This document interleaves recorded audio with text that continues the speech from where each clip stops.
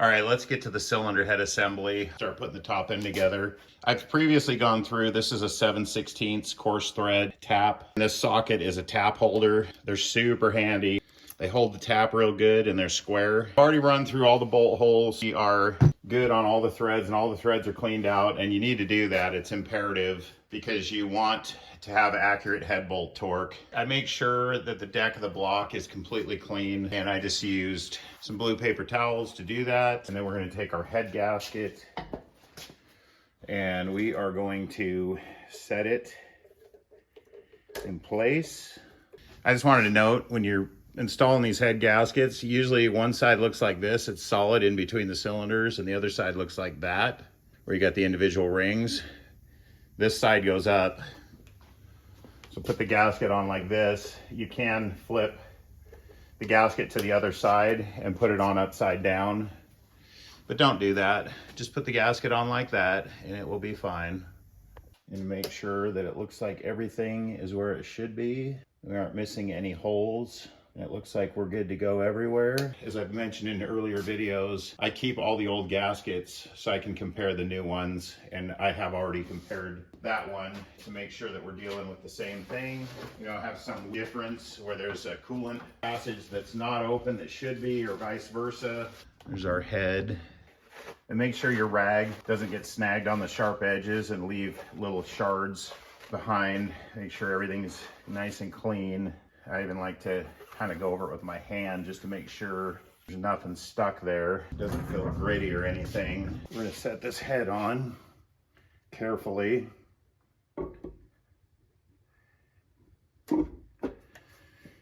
And I'm gonna put a screwdriver in my engine stand so it doesn't rotate and dump the head on me. And then we need to prep the head bolts. I just cleaned my head bolts with this wire wheel on a bench grinder. Does a really good job. I'm not going to bore you with all of them. I'll just do one. Makes them look new. And then clean the threads up. You definitely want the threads clean because, again, we want accurate head bolt torque.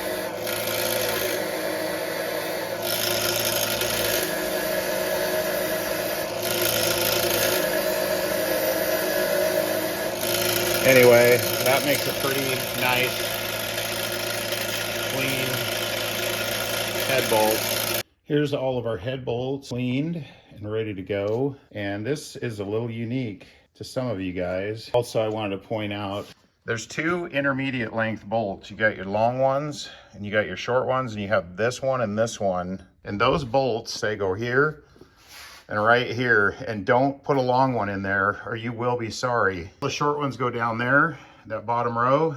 All the long ones go in the top, this row here. And those two intermediate ones are the very ends. So make sure you get that right. So I'm gonna show you how I prep the threads. And I have a reason, a good reason too.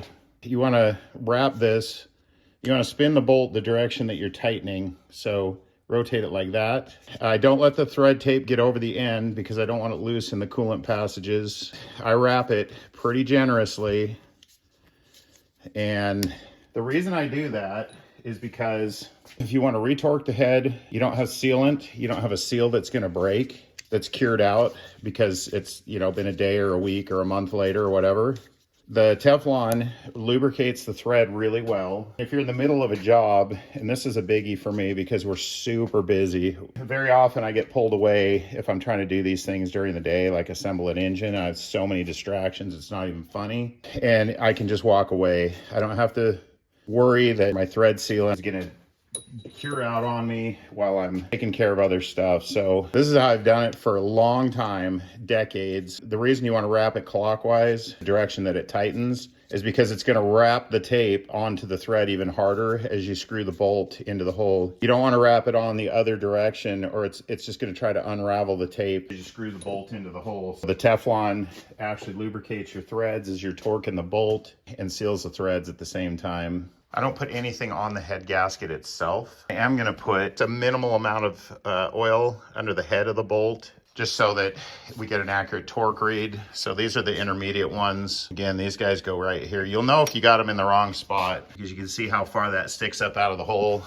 If you put the long one in there, it would stick way up out of the hole. Then we're gonna grab all of our long ones. You'll know if you wrapped your threads good because the bolts will be a little tight going through the head. So that's good. You got a lot of thread tape on there. They're not gonna leak. See if I can do this holding the camera in one hand. So we'll shove all these short bolts in, and I hate that I have to put a little oil under the head of those because those outside ones get painted, so I have to clean them back off really good so the paint will stick. You can do this by hand or you can do it with a speed wrench. I'm gonna cheat. This is just a screw gun. It's not an actual impact gun, so it doesn't put much torque on these, but we're gonna, so we can get this thing together quickly. Just go from the center and work your way out.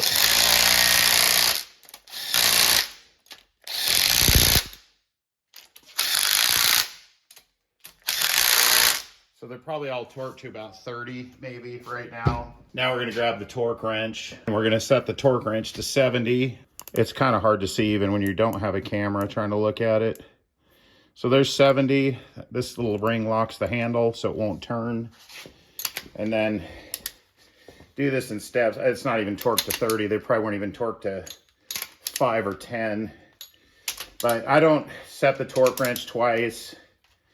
Been doing this a minute, so I just pull them so they're about halfway, and yeah, like that one wasn't even all the way down. Just pull them until they're getting a little snug, and then work your way over. Just go from the center and work out. And now on this one, I'll pull it to 70. I'll pull it to the full torque.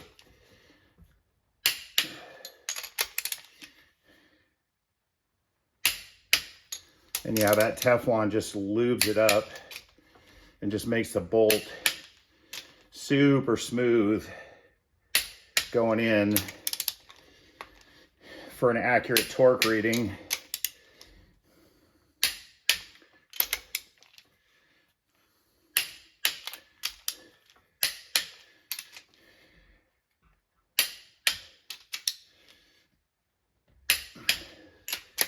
Try to do the final torque in one pull. Don't stop right when you're almost to your torque setting. In other words, give yourself enough bite that you can go all the way. Because sometimes if you stop and you're pretty close to the torque, you'll re-click and grab like this, and it'll just click. And that's not that accurate. It's probably under torqued when it does that. So give yourself enough swing on your wrench if you can, so that you do your final torque in just one smooth pull. And then I always double and triple check every one of these. I've actually found that you can come back a day or two later and you can actually get a little more torque on them. The head gasket's kind of settled down. And sometimes they'll actually torque up for you a little bit more after they've been sitting. So go down the whole row one more time. Just double and triple. Make sure you didn't miss any. They're all even. And they're at the proper torque value. And again, I have this set at 70. I know some people go 65 on these, but I've always gone 70. I've never had a problem, but you definitely don't want to over torque because it doesn't make anything tighter. What it actually does is it starts lifting the threads out of the block, and you end up with your head sitting on a bunch of little towers. So you're actually unsealing the head gasket by over torquing it. So don't do that. Enough's good, more is not better. I forgot to mention, this is really early, so there's no coolant temp sensor or a plug. In the later ones, if you're doing anything newer than this is the first year 67 350. So one of these is gonna be plugged, and one of the heads is gonna have either the coolant temp sensor in it, or it's gonna have just an open hole. Make sure you put the head that takes the coolant temp sensor on the left side, the driver's side, which would be the 1357 bank. We've all done it. We got the thing all assembled and realized we had the head swapped. Trying to get that original plug out of that head to switch your coolant temp sensor is nearly an impossibility. Just pay attention, make sure the coolant temp sensor ends up on this side instead of over here. And it would end up over here in the rear because the head flips around. So anyway, just a little heads up on that one. Make sure your coolant temp sensor is in the correct position when you put the head on.